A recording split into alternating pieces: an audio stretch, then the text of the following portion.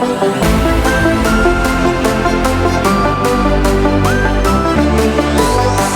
footage used in the video is owned entirely by the copyright holders. Nemo the Geek makes no claims of ownership, holds no right, and simply uses the footage for purposes of education, commentary, and criticism until fair use. This is not a substitute to watching the movie. Okay, let's reboot this bitch.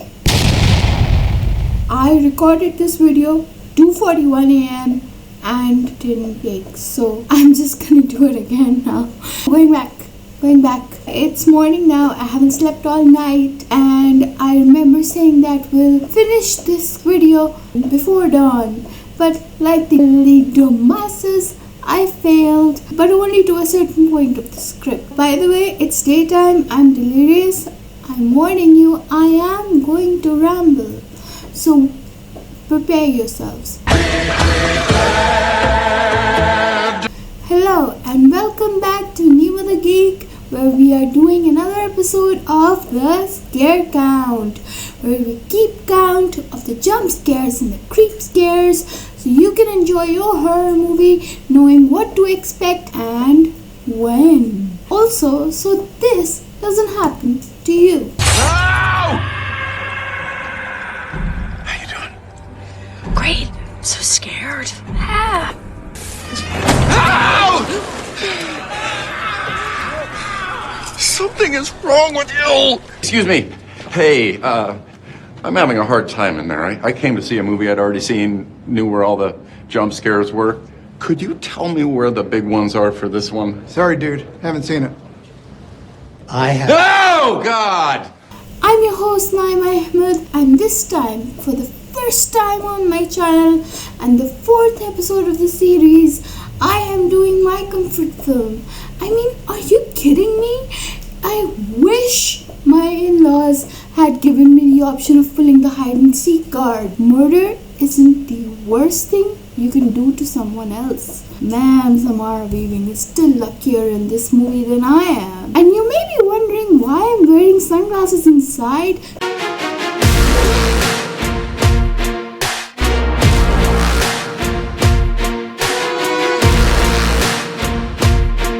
Through just the intersection. So this is for you, Emma. Since I'm in my home country this year, it's Independence Day weekend. And what better occasion to celebrate our broke, no contact, independent asses than this one. That's why I have a fake ring, by the way, for those of you who watched my borderline video. And since this is Ready or Not, where matrimony meets murder, we'll also be adding third counter called Graveyard Giggles, because sometimes death comes with a punchline too. Also because the Domases family is a dumbass family. Adambrody even verified that is why they chose the name. And in addition to that, thank you radiosilence for making this movie so that I can call it my comfort movie now. So let's get my broke ass into the movie, where we start off with two kids running in the hallway, and off they go. I can finally see myself. I'm also wearing this Scream t-shirt, not Scream but Scream t-shirt, because Samara Weaving is the Scream queen. So this shirt is for you, Samara.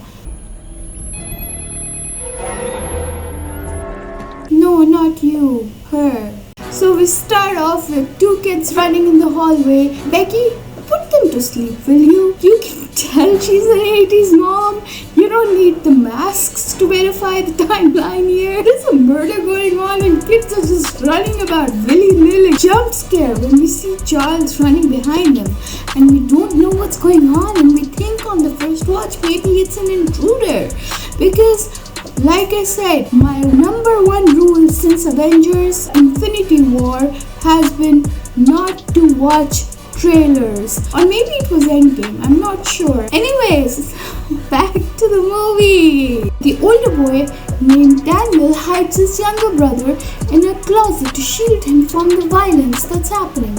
But in comes someone, not an intruder, but a victim. Another jump scare tailored just for Daniel. And oh, he does not look too good.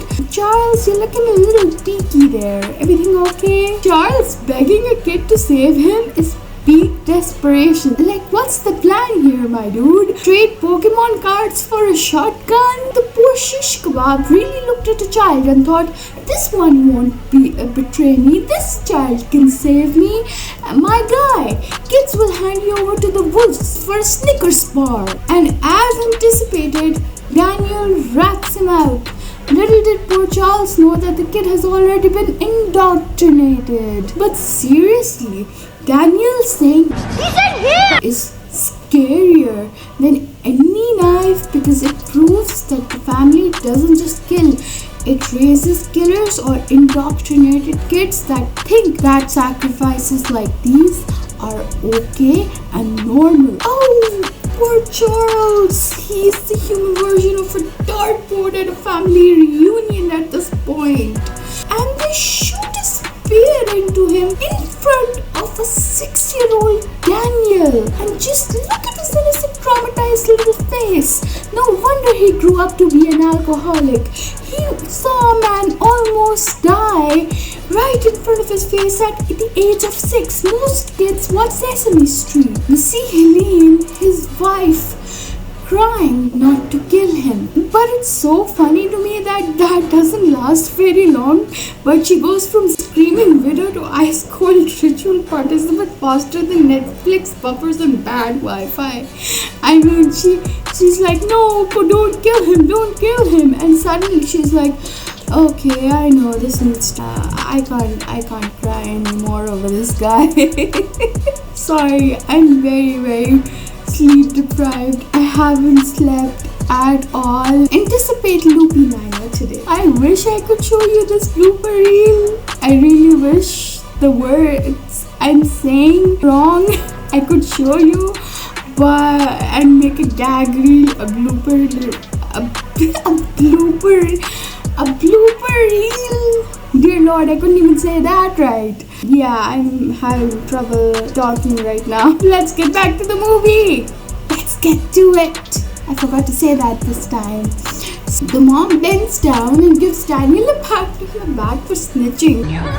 I'm so proud of you. Imagine your mom patting you on the head after you just snitched someone into a satanic ritual. Good job, honey. We'll put that on the refrigerator right next to your golden stars and your kindergarten handprint. The door closes and lands us straight into 30 years later. Feels like my life, man. I feel like I just jumped forward 30 years later in my life. I should have just been a kid younger than Daniel right now. So this movie already feels like my life. Anyways, so 30 years later, we see Samara weaving, looking beautiful, rehearsing her vows, and Alex, her fiance, walks in like a serial killer hiding behind the door frame, and rightly so is blown away by her beauty.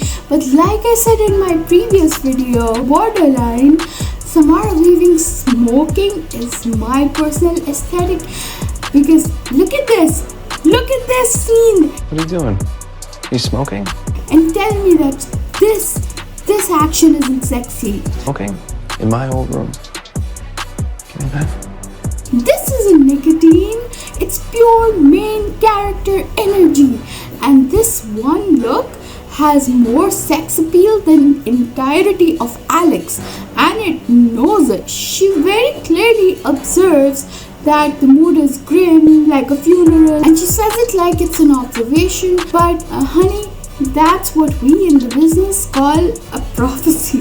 And then Alex goes on to say that his family doesn't matter. Anyway, who cares what they think? They're horrible people. I think that when I was going through a certain stage where I was just so depressed that I was very much in self-relief mode, but I didn't actually do it because I'm not gonna hurt the people who love me. There's this a song by Roland Pont, a very underrated singer. In his album Needle and Thread, he has a song called How Do You Do. It's so cathartic and not really mopey.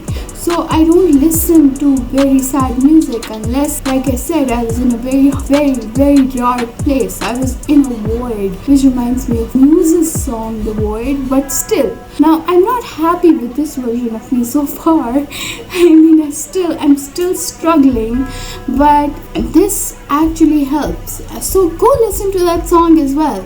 See, I gave you some nice song recommendations as well. I'm an all-rounder. Back to the movie. Alex says his family doesn't matter, and I was saying that I said the same thing, that this scene is why I feel so depressed. I told my husband that this is the reason, because I needed to explain why I was in such a dark place, but I couldn't find the words to do so, and me being the writer couldn't do that, because when you're drowning in grief, sometimes your mind stops working. It just doesn't work. You stare at walls and ceilings and you just catatonic. It's hard to even lift your hand, let alone think of writing something or telling or explaining something. That's where I was at. My pain was physically manifesting in my body. My depression was physically manifesting as pain. I went through some really hardcore shit, man. I mean, you guys wouldn't believe if I told you. I couldn't pinpoint why it hurts so bad. So she says that I care what they think because they are the family of the man that I love and I want them to accept me. Here, when Grace says that, I said this sentence is why what's happening here really hurts. Alex says that it doesn't matter, but if the man that you love has a family, you want them to like you. And sometimes it's just awful to be at the other end of something, especially when you're innocent. Just like Grace laughed at the hide and seek card, I was joyful at a certain visit. In any case, yeah, pal, awful and terrible is underselling them. So they're interrupted by Daniel, who, according to Grace, keeps hitting on her, and you should absolutely know you're in a fucked up situation when the sarcastic drunk guy who keeps hitting on you is somehow the family's moral compass. It's not too late to flee, you know. You don't belong in this family. I mean that as a compliment. That was her one chance to escape before hide and seek became hide and scream. I wish one of my in-laws was a Daniel. As Alex idolizes Daniel, he grows a conscience for a minute and gives her an out too. No, I'm serious. I'm giving you an out. But Grace could win an award for ignoring good advice here. No, thank you. It's not really her fault though. She just thinks they're a little fucked up like every family is. You said your family was fucked up. You didn't say psycho killers. She doesn't know how far they're fucked up. Oh my god, Grace and I are mirrors here. Alex asks if she's ready. Are you ready for this? Oh, fuck no. And the movie's like, too bad. Title card, bitch. Then the humor done right. Because whether she's ready or not, the game is afoot. Now it's time for wedding photos, and we are introduced to each character in a very unique fashion, which I like, and it's a trend throughout the movie. And I will point out that this is the same trend as the photograph scene, because every family member shows their own distinct personality traits, their own colors, by the way they talk and by the way they interact with one another. I mean, look at this. Tony says he could have done better, which is hilarious because the other options are Charity and Fitch, who are just basically dollar store versions of human beings. He can't even fake loving his kids equally. Oh, please. I love all of you equally.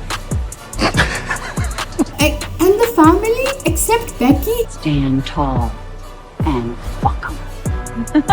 and Daniel, seem to be allergic to Grace's charisma, watching her like she just committed arson simply by being hot.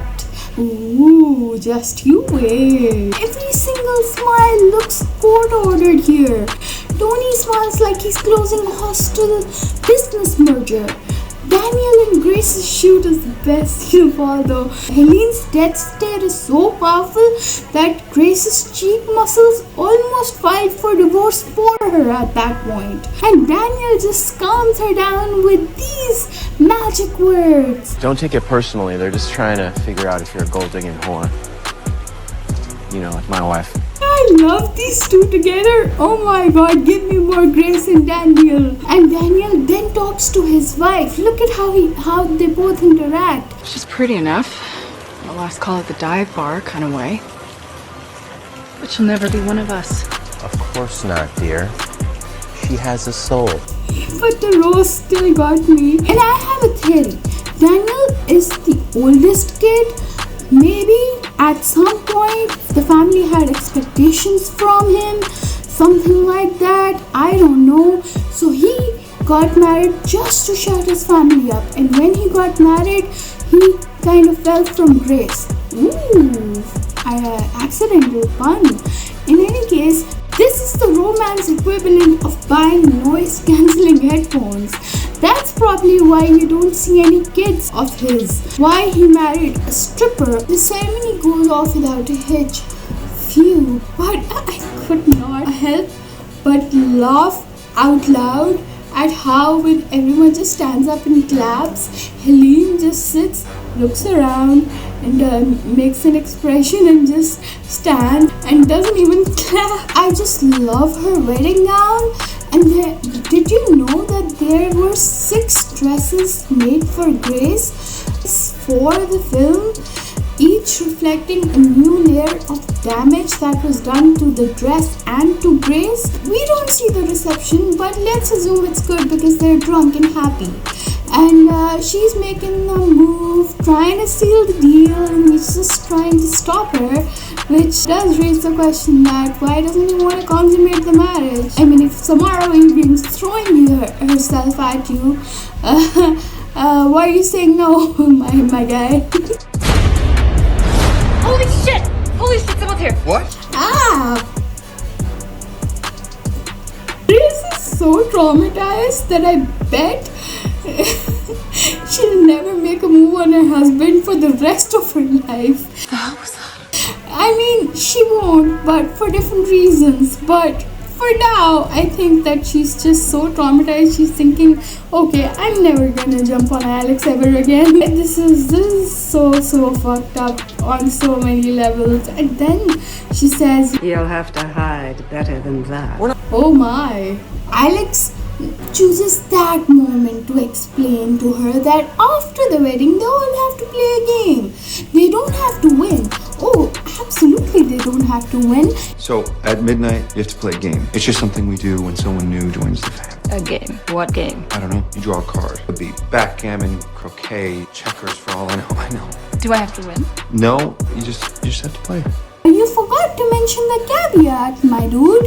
If you draw the hide and seek card, even this tiny bit of warning, you could have framed it in any other narrative. Like, don't react because my family will think you're way too competitive or anything. But there's one special card and it's a family tradition, and keep it until dawn. Just add that sort of a caveat that everything has an exception, and this is the exception to the rule to family game night, after the wedding.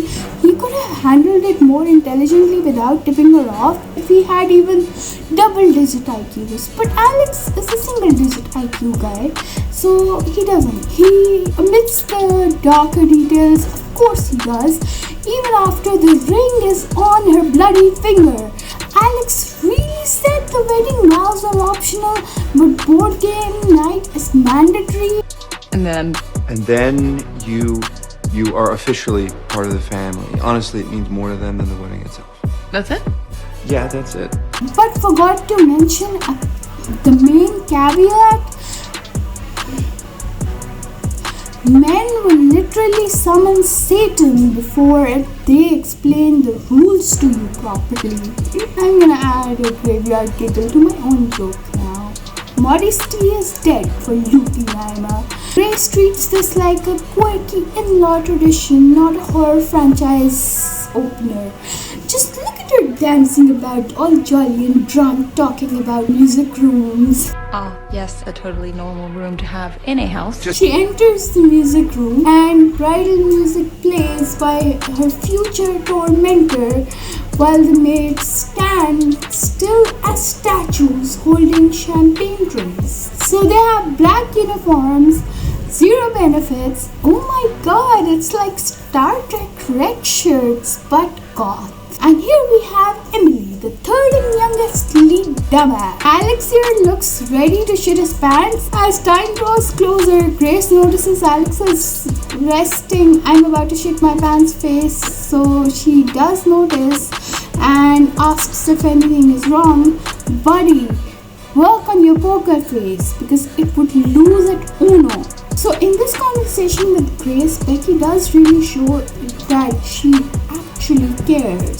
The only one who wants her in the family, not married to Alex, but in the family, it's Becky. Because one, she comes with the side of Alex, and two, she sees Grace taking her place in the future. Ah, I see Charity is not the family favorite, huh? Look at how cute she is saying hi to her new husband. Hi! But having a new husband is so much fun. Like when we got married, my husband said, "Hey Mrs. Ahmed, it's nice, it's new, it's something so cute, and there's a bubble of happiness bursting inside you." One time someone called me Bhavi and I basically just fell on the floor. Which is a word that we use for sister-in-law. Moving on, Emily and Fitch are here. The participation trophy and the drug addict have arrived with two spawns of the devil, because Emily and Fitch's kids are tiny murder goblins already, and they're wearing those freaky masks, murder masks, that a man was murdered in. That's some fucked up parenting, Emily. Just giving me the heebie-jeebies. I'm just gonna add a creep scare here, and Daniel, obviously the one person who saw those masks in action and was traumatized at the time, who was 6 at the time, he yells at them to take the masks off, and probably that's the PTSD talking. Or he doesn't want sadist nephews. Who knows? I mean, that's the dream, right? Not to have sadist nephews. But despite being the oldest child in the family, he gets the middle child treatment from everyone in the family. He even gets ignored by Fitch and he gets called an asshole.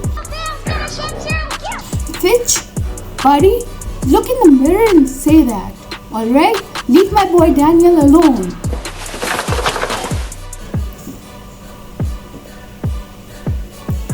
Fitch talking about how he can't fly commercial anymore to a foster child or an outsider even. You don't know their status. It's such a rich people version of food allergy. I think I would die if I fly commercial. Dude, it's not Final Destination. You're not on flight 180. Not everyone can have this level of entitlement. I give you that, Fitch.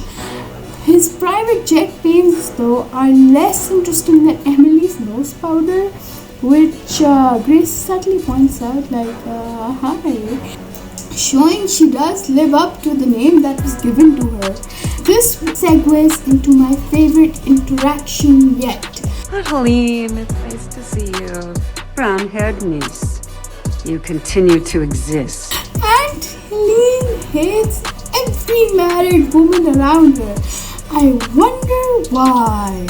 And especially Grace, by the way. Maybe because she absolutely knows she will draw the hide and seek card, or maybe she's so cold because she catches some Charles energy from her. But I think Aunt Helene knows she's smart. She knows better than most of these guys that Grace is not safe here. She's not safe in the game, and Daniel knows that too. So these are two very smart people. And they're both pushed off to the side. One is an alcoholic, middle child treatment. One a lonely, bitter spinster who's a zealot The butler announces it like it's dinner time, like there's 11:55. Let's have a nightcap. Somehow his announce is so calming. Meanwhile, Tony acts like 5 minutes is a whole seminar slot. Ooh, storytelling. Imagine flexing your resume during a satanic ritual and Becky is just nodding along like she hasn't heard the story 400 times. Grace is still clueless, bless her. Okay, so this is another scene. The same kind of scene like the photograph scene. When they pass the box around, every single individual has a different reaction to it. And I absolutely love it. Tony does it with pride while telling the story. Becky lifts it with respect, Fitch obviously with confusion. Emily is coked out of her mind and gets jump scared like her husband just pokes it into her arm.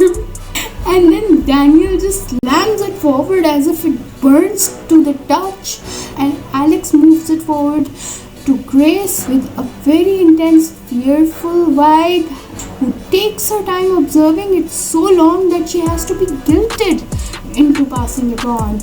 I mean, obviously she's gonna be curious if it's a family heirloom. The scene shows how everyone feels about the ritual, at least those in the know. So let me just speed run you through the family history.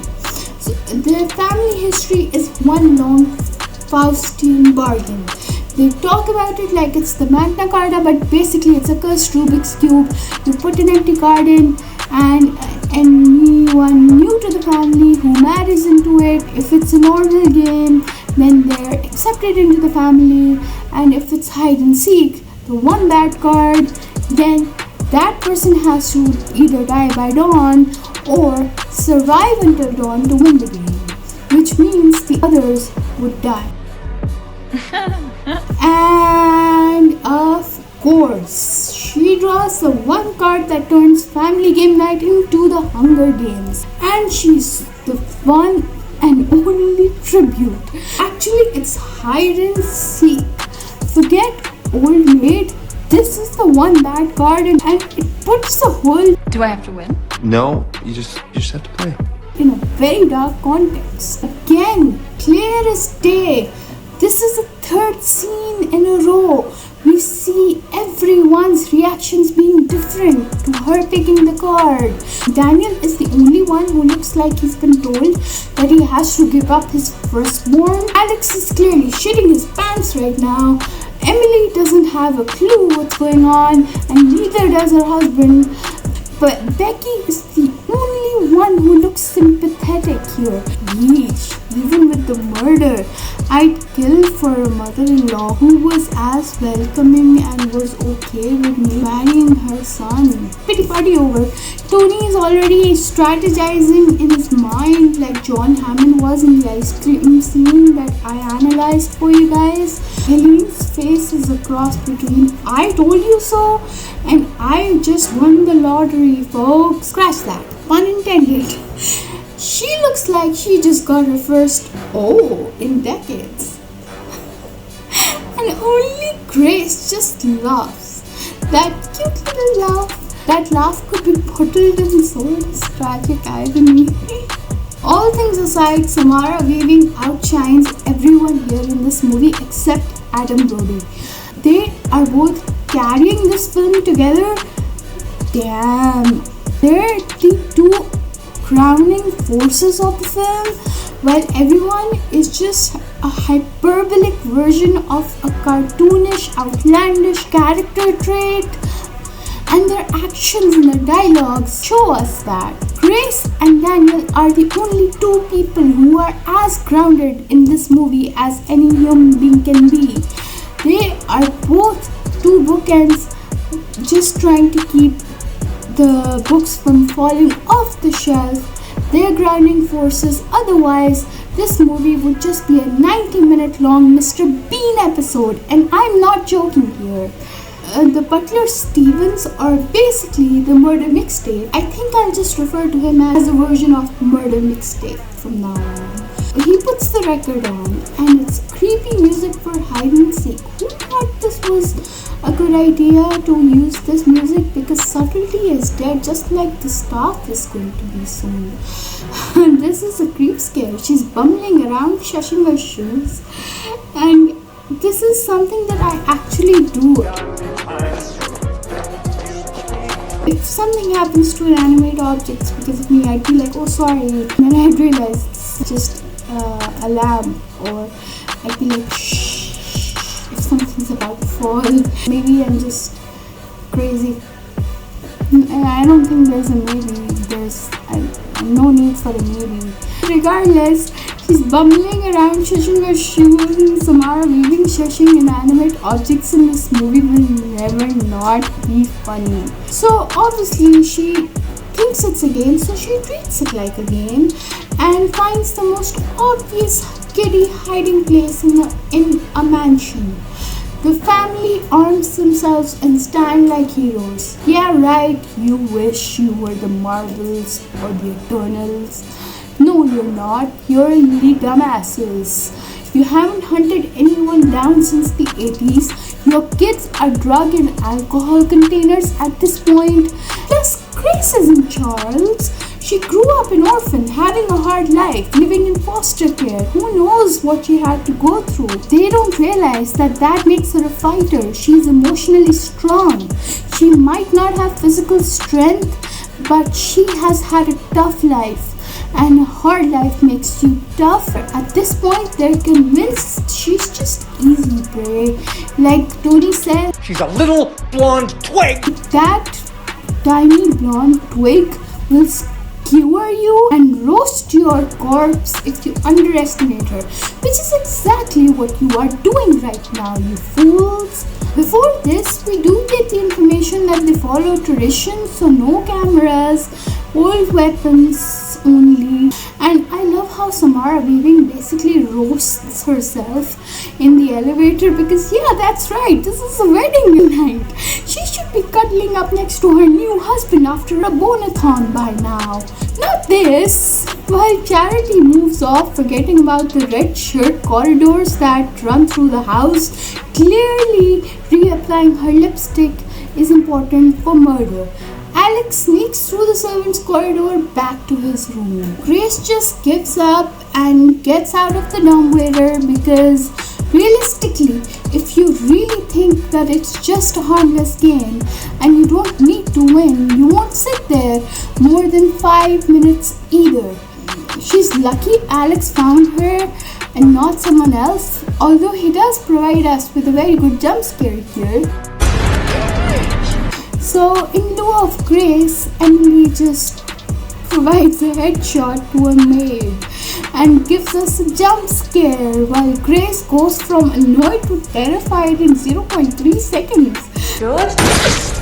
I mean, she turned to look and the maid is clearly here gone. And the last look they exchange, it's golden, that terror in that packed punch. That's an amazing jump scare, and here is where we get the reveal. Alex trying to look as innocent as a kid who just farted in class and doesn't know who did. Although I will say that Emily consoling the maid that it's gonna be okay is so hilarious. Gonna be okay.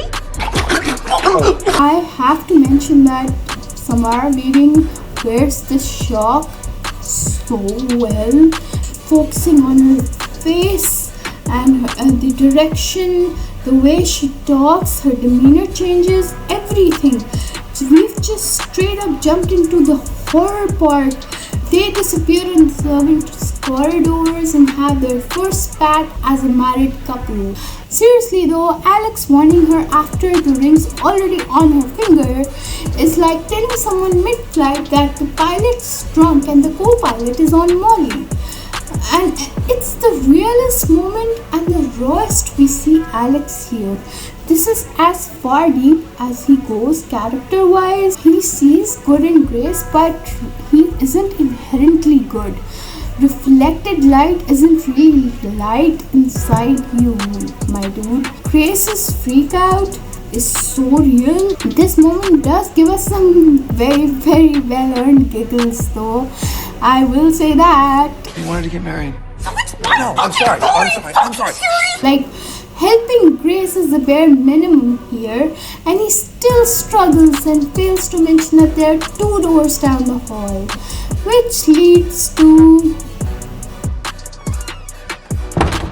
Found her. Alex, you had one job!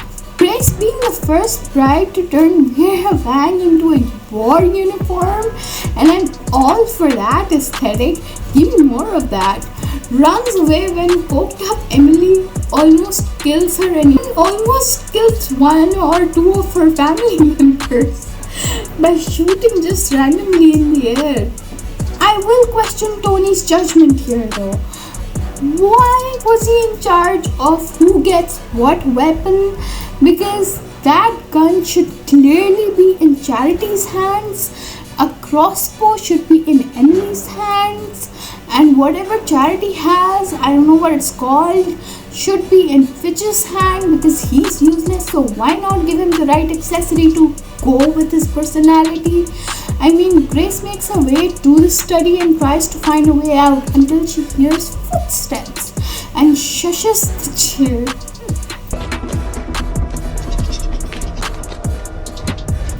I don't know about you, but shushing a chair is peak I'm losing it etiquette. Seems like the corridors are seeing more action than Alex and Grace's marital bed tonight. Because Daniel pops out from one right beside her. This is the first time they have a real moment here. And I love the scene where before he was the drunken brother who kept hitting on her, and now she tries to convince him that there is good in him. It's a very real moment here. Daniel's weirdly kind to Grace, almost protective, but in a way that says, I like you but not enough to get off this little couch. He's absolutely for sure the family's moral compass, except the needle is broken and floating in bourbon. He does give her a 10-second head start, which is the biggest mercy he can give her at this moment, and she takes it, and he calms down like a kid, again showing us that childhood trauma lingers and lingers and lingers. It's not funny, it's creepy. So I'm just gonna use the word creep scare for this moment, because he is stuck in that loop, and maybe he never got therapy for it because in the family's eyes it wasn't wrong. While Alex's GPS is still set straight north towards saving Grace so far, he goes to turn the cameras on and unlock the doors. So Charity comes in and gives us a little insight into Daniel. He wasn't an idiot like Alex. He told Charity everything and gave her what Alex never gave Grace: autonomy. Mad respect, bro. I mean, that is the mark of a great man, because it's ironic that drunk Daniel, whose marriage bed is colder than Charles' dead corpse, he respected Charity enough to at least give her a choice and not be selfish about it. And you can argue that Alex was in love with Grace, but love is not about possession, it's not about ownership, it's about being selfless. And these themes, I think, are best explored in Blind Manor, the gothic romance series by Mike Flanagan. I really want to do the 3 series that he did: Haunting of Hill House, Blind Manor, and House of Usher. I think I can do a book and series comparison.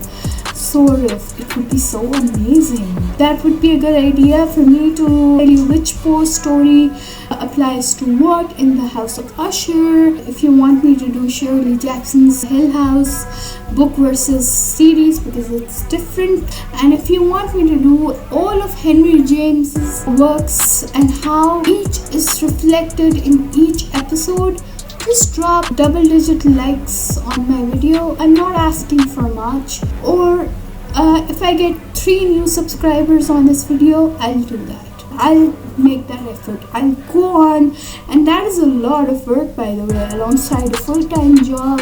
I'm gonna do that for you guys. I promise I'm not gonna ramble about my personal life. This movie just is very personal. I'll be better.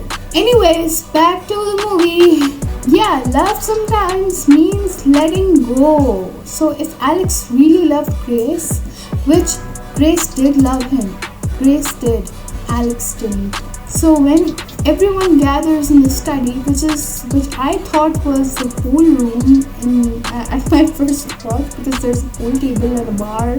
Okay, they can call it a study if they want to. When everyone gathers in the study, surprise, surprise! Emily lost her gun. Who would have guessed, guys, that the girl who was just popping more pills right now would forget her gun? But don't worry about it, you guys. Her husband's got her. So he just gives her his own weapon, because even after a YouTube tutorial in which radiosilence guys made a cameo, Fitch doesn't know how to use a crossbow, so he hands it over to his wife. And she doesn't need a tutorial because she's got coke, and again not soda, and I don't know what was in those pills. And just as the second maid pops in to snitch on Grace, she gets an arrow straight through the mouth, which doesn't instantly kill her. Snitches get stitches? Nah, they get crossbows straight into the tongues. While the maid is gurgling, Emily makes it all about her. And why does this always happen to me? And remember, Emily, you're supposed to maim, not kill. Even if it's the maids, just even if you use them for target practice, maim, don't kill. So Aunt Helene seizes the opportunity to show us her zealot ways, but this time she does it with a weapon, an actual weapon. Instead of glares and words, she uses an axe, and the maid's dying gurgles annoy her so much mid-speech that she chops her head clean off. Oh, what the fuck? Ooh, that weapon clearly went into the right hands. That's all I'm gonna say about that, folks. While they find out to find Alex and Grace, and Daniel and his dad go to turn the cameras on, Grace runs around and arms herself with great-grandpa's ammo, and oh honey, it's just as hollow and empty as your in-laws. She looks at herself, and I'm down with this aesthetic as well. Hell, I'd volunteer for shooting practice if she insisted that she test that gun on me first to see if it worked. Anywho, while Alex finally makes it to the security room, Grace finally finds the kitchen. Finally, and waits for him to open the door, but as usual, his timing is worse than a fire alarm going after the house is already burned down. Which, fun fact, is also this family's fire security system. This leads us into a very well executed suspense scene, because when she figures out she forgot to load the shotgun, she's orphan-Annie. I mean, come on guys, not an assassin from Wanted. The walking mixtape monster comes in and makes himself a pot of tea. La la la la la la la la la. And now we're left wondering the noises he hears from her opening the gun are really registering in his head, and he will suddenly pop out and surprise jump scare attack her, or if he's just dumb enough to think that the clicking noises means that the old house is just settling. Turns out it's the latter. So as she loads the gun and points it at him and says, Move. He informs her, The ammunition is display only. but the teapot isn't. And as she scalds his face with it, my reaction was just as Alex's. Fuck yeah! Her escape is still blocked though, So she again makes a run for it. I should have had a Grace run counter too, because dear Lord, I don't know how many times she runs away from something or runs towards something or just plain runs in this movie. Meanwhile, while Grace is busy running a 10K, Alex finally gets the cameras on, and lo and behold, security is off, the house is open, and for good measure, the system is destroyed by a fire extinguisher. And here we're going, yeah, Team Alex for now. I lost a little bit of enthusiasm at the end because I know what's gonna happen. He then almost chokes his father to death. That's my wife! Oh my god, with this intensity. Daniel does talk him down. He's hit in the head by his father and falls like a bag of potatoes on the floor instantly. Useless. He's just checking out of the film now, y'all. Alex is just gonna be checking back in right near the end. Say bye-bye. Grace runs into the final maid as a harbinger of doom for the help, but the maid herself accidentally offs herself. Grace makes another run for it, while Mixtape Monster informs the family that the third one is down as well. Oh man. Ow. And then there were none. But I still maintain that Daniel's blood alcohol level is still higher than the body count in this movie so far, and Alex is now handcuffed to the bed while everyone is having their own conversations out loud in the room, thinking he's out cold. Helene reveals Alex is meant to lead the family, never realizing Grace is in the audience of it all, listening in from the windowsill, probably because she couldn't afford the ticket to the front row of the show because, she flies commercial. We get informed that he saw a Mr. Labail in his chair when he was 5, and it leaves us wondering that whether this is myth or reality. Grace takes a plunge and lands in the hydrangeas. Oh, those poor flowers. She runs as she sees the torch follow her and enters the goat shed. Turns out it's one of Emily's kids, and Grace doesn't know how far deep the generational rot goes here. Unlike his mother, he does shoot her, but shoots to maim, not kill. The kid is already a better shot here, Emily. You should be ashamed of yourself. He's then knocked out by a punch by a very furious, rightly so, Grace. She's jump scared by a goat into the sacrificial grave, or as I like to call it, the dumbass compost program. And there she sees the sacrifice goats that I was talking about, and one dead child still in a wedding suit, arrows in his skeleton. I mean, they didn't even do him the dignity of pulling the arrows out. That's just barbaric on a different level, disrespectful, and who wouldn't throw up at that sight? Plus, I bet it smells excellent down there. The only way out of here is an unreliable ladder, rickety as hell, and with a bullet hole in one hand and greasy blood on another, she still powers through and makes it to the top. That's some upper body strength there. She makes it to the top until the ladder breaks, leaving her hanging like a rag doll, and her blood-soaked hand slipping, because of course it is, and the Chekhov's nail just visible to us before she slams her already injured hand down on it. And ouch, her scream though. She pulls herself off, curses the kid, and rightly so, as she tears off a bloody sleeve from her dress and wraps it around her injured hand. Poor Grace is physically injured now, and she'll get a tetanus shot in the morning, guys. Don't worry about that. and again, she's prince.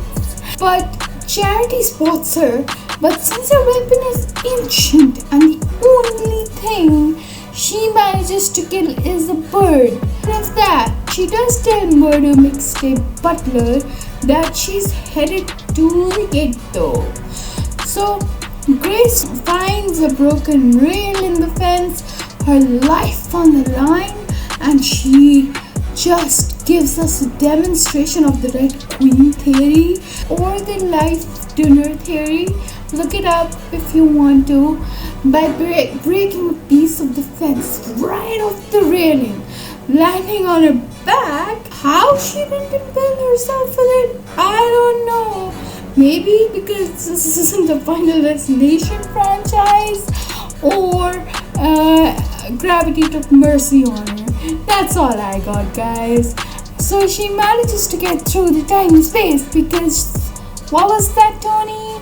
She's a little blonde twig! And the gate exacts revenge by slicing her back.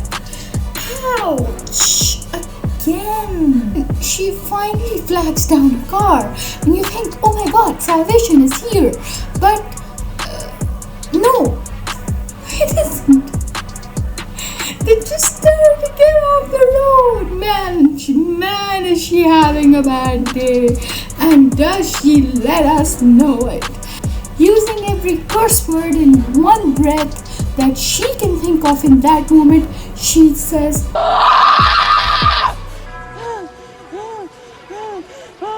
Fucking rich people! honestly, same though. Grace, same. She runs as Maximilian Mixtape, tracks her through the woods, and informs the family that he will find her, and casually remarks he will fix the fence tomorrow. No big deal, not at all. Daniel's quick wit gets him into maid disposal duty with Emily. This was fun. Did you say we, divvy up the wedding gifts at brunch tomorrow? You think that this is a fucking game? Yes. Hide and seek. Remember? Mixtape driver stalks Grace like predator versus prey. Again. But ends up getting half strangled by a wedding dress sash. Don't mess with the bride who has a sash on her wedding gown. You gotta double tap though, Grace, you gotta double tap. It's either that or you're gonna get double tranked. She takes the car. She should have run him over, but if she had, we wouldn't have this golden scene. She calls TripSafe, the customer service line, and very to the point explicitly explains, People are trying to kill me, can you please help me? and Dustin just treats Murder like wrong pizza delivery. Sorry, the computer's acting up again. He literally calls her out for profanity while informing her the car is reported stolen and shuts it down. I mean, do you think it was reported stolen by the people who are trying to kill her? Use the 2 brain cells you have, Justin. This man should be fired twice and then once more for good measure. And thank you, Justin, because we get a jump scare because of you now. Everything's gonna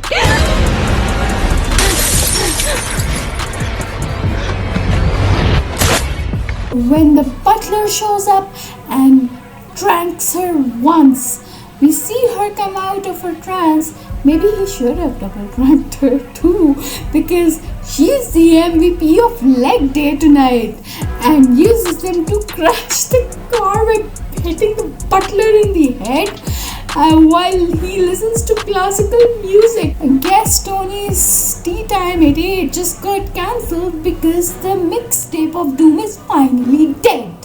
So all the red shirts are gone and we wonder who will die next in the family, because that's all that's left. The family tree is the only one left to prune now.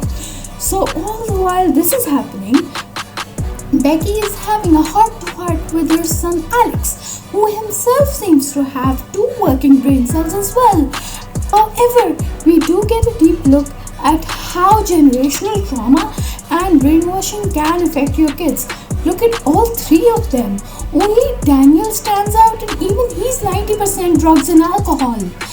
The 2 working brain cells in Alex's head decide the better idea is to cut his or saw his way through a shabby wooden bed frame rather than, I don't know, use the force of your legs and break the wood in half. You're a grown-ass man, dude. It's a post where it's a tiny little wooden post. You can just break it off with the force of your arms. You look fit enough. He can easily stand. His legs are not tied, especially when your wife's life is in danger, Alex. The turning point in this movie comes from when Emily and Daniel are disposing of the mates in the goat pen, and without questioning why the door is even broken in the first place, and find her kid there. This kid didn't do it for the ritual. He's a sadist who's just following what the previous generation taught him. I'm so sure that Daniel probably got a flashback to how his mother told him how she was proud of him for ratting out Charles 30 years ago, and in his drunken mind something clicks. And just look at Adambrody's face here. He's showing it so perfectly. It's funny because he was just saying, We all deserve to die. And she went, My kids don't. and he also thinks, yeah, it's kind of too much if the kids die, you know. And suddenly the devil spawn raises his hand and says, Mommy, I shot a woman in the hand. Are you proud of me? Grace crashes into the same place as Daniel in the woods. What a coincidence. And they have another pseudo-bonding conversation. Daniel's liver is still the most overworked character in this movie. But surprise, Daniel knows his father is watching and where his loyalties lie. So he has no choice and he knocks her out after a good piece of dialogue. And next, we are at the altar, people. We are at the altar. Sound the alarms. Light the beacons. It's an hour before dawn. Ironically, behind me, it's almost dawn as well. Oh my god, how meta can this be? So Grace had almost made it. That is just so frustrating. And everyone preps for the ritual in their own individual ways. And again, this is the 4th scene where we see everyone reacting to the same thing in different manners, and I love it. And like the box scene and the photo scene and the card reveal scene, again we see these different personalities prepping for it in different ways, and I just love this dynamic. I love this way of shooting. Radiosilence nailed it. Charity drawns a robe as if it was her lifelong goal. Fitch is psyching himself up, and Becky tells Emily's kids their origin story, and I just love how in each scene Emily is just so poked up. Her eyes are always just so wide open, just like this, you know. Eileen is holding the card in front of some candles, and Tony is talking to the invisible labail, putting the box at the head of the table. Daniel, however, isn't that enthusiastic, looking rather sullen, and for once deep in thought, as if something is bothering him deeply. I wonder what that could be. And Alex is still sawing away. How did you manage to stay alive and operate in the real world with this long, my man? Grace gets the Hannibal Lecter treatment at the altar. Although at least Hannibal was allowed to speak through his mask, she isn't even given that luxury. They all drink some sort of potion or her blood. I have no idea what that is. Not sure and don't want to know. Ignorance is bliss, and I'm choosing ignorance here, folks. I am. Suddenly, as Tony is about to plunge the knife for the final, looks like he's about to either explode or explode down south. And then the chain reaction of everyone puking up blood starts, and Helene is the one to clock Daniel as the one who poisoned the drink. While Daniel unties Grace, his father Tony punches him, and this is a scene where I actually laughed out loud. He dodges a punch from Tony as easily as if it was just a yoga pose he was doing, or just shifting a little to the right, and without even looking up. I mean, it's just so funny. I laughed so hard. Let's watch this again. He unties Grace and saves her, and here we get bonding completion, where Grace's hunch about him was right. And yes, I ship them, I do. Sure, he hands out truth like hangovers, hard and inevitable, but this time he added a nip of hydrochloric acid to the mix, and it made all the difference in the world. But don't worry, they'll only shit weird for a week. He didn't kill anyone. Hiding under the stairs like kids, he promises to get Alex out when his wife finds them and asks him to move. And it's just so sad that he thinks that he can at least talk to her without being shot at, but Charity has an itchy trigger finger, and now she has her own pocket burst guns, and she, without any second of hesitation, cold-heartedly shoots him in the neck. That is ice cold. This death hurts so bad. No time to wallow. Grace wastes her bullets away by fighting her, and then with an expression that would make any heart melt, smacks her on the head with the gun and makes it to another room, bashing Tony in the head with a lantern. She's full bridezilla now. Should not have put Grace on the altar, you guys. It woke the beast, and I'm loving it. So she throws the lantern, unaware that it caught fire on the curtain, moves to another room, dodging a spear that she didn't know was coming her way. Already luckier than Charles, are we? Finally, Alex is free. I'm surprised you got out so fast, Alex. He sees Daniel choking on his own blood, and any sane person would know that he's a goner, but he just shouts at him not to die. That is not how medicine works, Alex. Daniel needed a medic, not a melodramatic entrance from you. Alex's timing is like a jump scare that pops up after the credits when everything has been resolved. Meanwhile, Becky does confirm that yeah, she can't aim because it's been a while, and that's the main problem of the family. They aren't prepared, they aren't killers. They're actually just normal people, you know.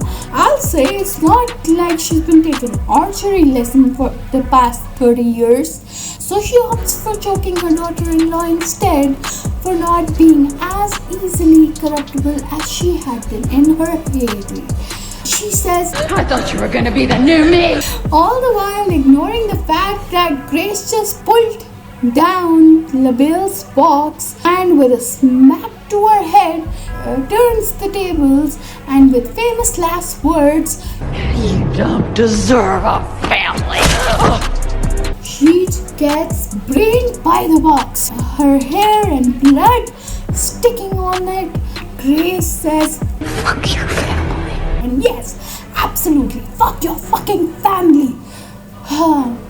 And maybe just I need a sip of water because maybe I have some anger towards my in-laws. And that came out here. And guess who walks right in? Right after she killed someone in self-defense for the first time, I might add, and barely recovered from the altar and Daniel dying. Who comes in? Alex!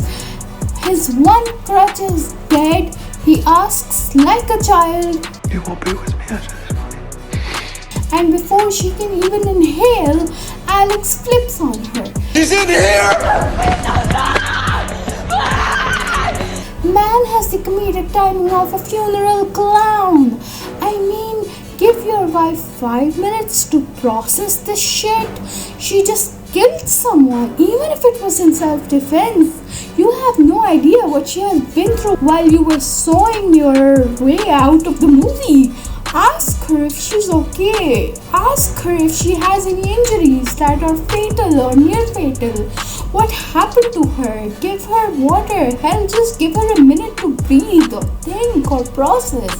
She even says, "I'm sorry," but we don't know whether it's because she wants a divorce or that she's killed his mom or because she is overwhelmed right now and needs some time. And even after a few seconds, she does let him touch her cheek after a few moments, as opposed to before when she was backing away from him. Your IQ is a singular number, Alex, not even in the double digits. Clarify what she's sorry about, comfort her, talk to her.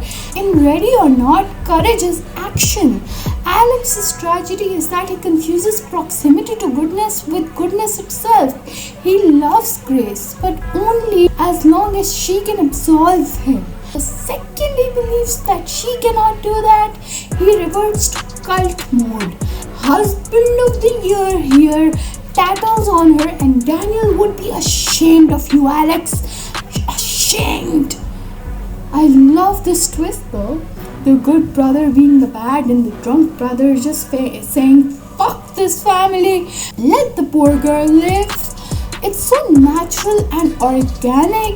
Alex was always a coward. We've seen it throughout the film, so of course, without Chris, without Daniel, his new crutch, or rather wheelchair, would be going back to his family, his cult, everything that he has known before Grace.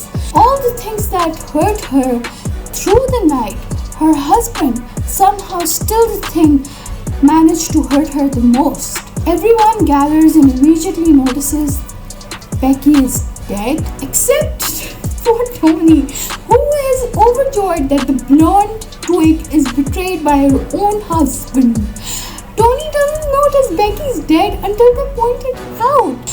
Like father, like second son, I guess. They get her to the altar, but Dawn's almost here, and they have kids involved in the sacrifice now. As if someone shooting Charles with an arrow wasn't bad enough in the 80s in front of Daniel, a 6-year-old. These kids will see and participate in a cult sacrificial ritual? Oh dear Lord. Just because two of you are down for the count, I don't think Mr. Labail put a specific number on the ritual RSVP sheet. Anyway, since the sun is rising, they don't have time to pray much or drink or recite Latin or even tie her up. They just hold her down, which is lucky for her because when Alex plans to literally plant a knife in his wife's heart, she cleverly crushes Helene's fingers just to loosen herself enough to catch the blade in her shoulder instead of her heart. And here I would like to point out that Alex from this angle looks like a young Cillian Murphy, at least to me. I don't know about you. She's been through worse injuries, so she just jumps up from the table screaming like a wounded animal. I mean, look at how good the scream and reaction is.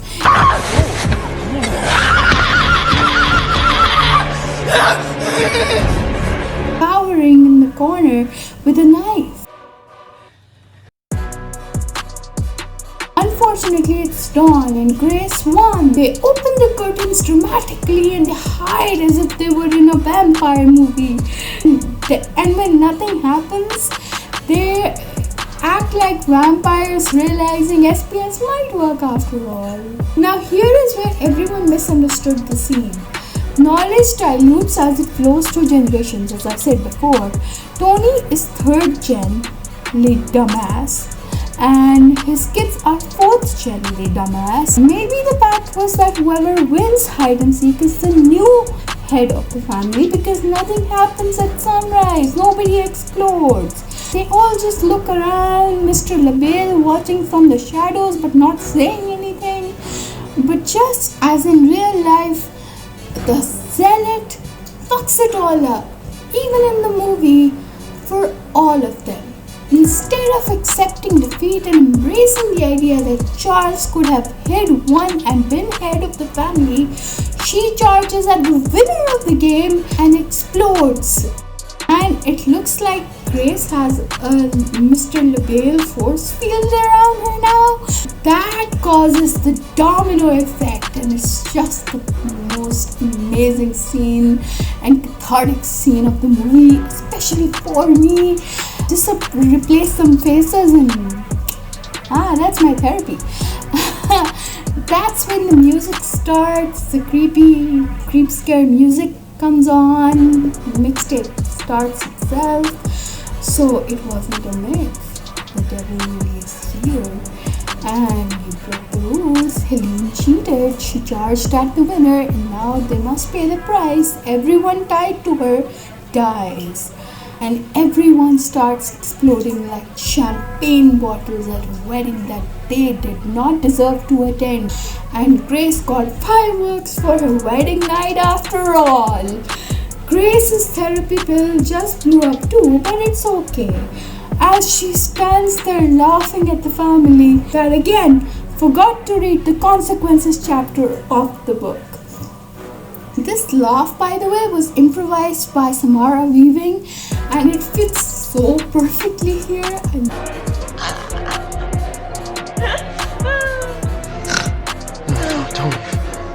love it.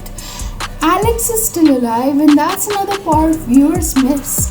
He's still technically her husband. They are the only family unit left. And as Grace being the winner, she gets to choose her family now.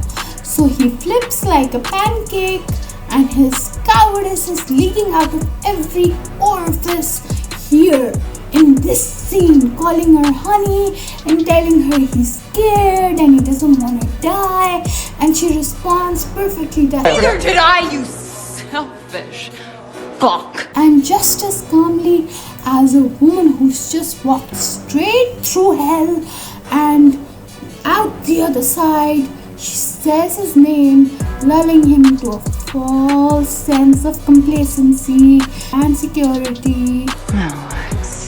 She takes off her ring and asks for a divorce, throws it at him, and that is the moment he pops in her face. Meaning, she severed the ties, and Labail takes legal divorce very seriously, meaning that he wasn't part of her family anymore, and he wasn't tethered to her either, so he also dies. Even Mr. Labail appears to give her a nod of respect. So, I mean, I would go through all that just to live peacefully with my husband. I'm not gonna lie here. I would go through hell. I am going through a different kind of hell, a mental hell, but I have a feeling that I would survive just as Grace did. One kill in self-defense, one manslaughter escaping the car crash, and she's off the hook from her satanic cult in-laws. Lucky. Not to mention all the evidence in the goat pit, her call with TripSafe, a good lawyer, and she's the sole inheritor of the Domases fortune. And also, I forgot to mention, the mansion's been burning for a while now. Why don't they have smoke detectors? I know it's an old ass mansion, but install smoke detectors, especially considering the amount of candles they have. Hell, they're even on the chandeliers. I pity the worker who has to light those every day. No one smells smoke in a burning mansion even. Grace picks up Becky's cigarette case that she admired in the start and walks out as the house engulfs into flames. So you're telling me it took 2 hours for Justin to call the police from Tripsay and for them to reach the Domases mansion, or did he not call them at all? Maybe the firefighters were just on a drive, a bonding drive, at dawn and saw the mansion on fire and arrived with paramedics in tow. Grace, the bride with the initial white beautiful dress, now tells a red story as at first she refuses to respond to the paramedic. Don't disturb her, she's lighting a cigarette, dummy. She had a bad night, let her have a few puffs, okay? Then gives her the most hilarious and accurate answer to Jesus, what happened to you? In-laws. I hear you, Grace. I hear you. I truly do. Grace manages to survive worse in-laws than most of you guys will ever meet though. Unless you're watching this with your in-laws, in that case, blink twice if you're not safe. No?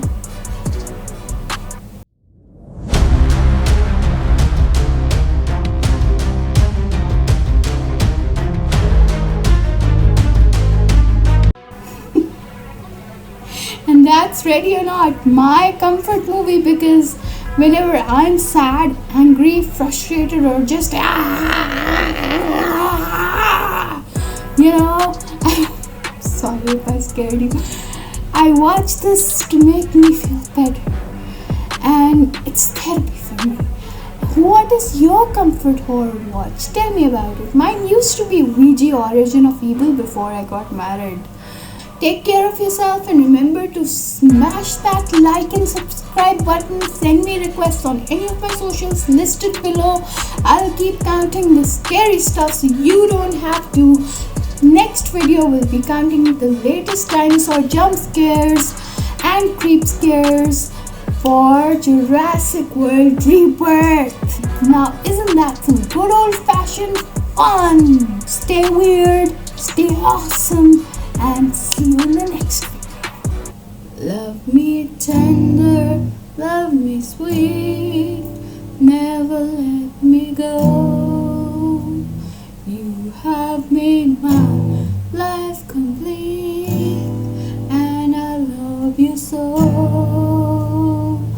Love me tender, love me true, all my dreams fulfilled. For my darling, I love you, and I always will.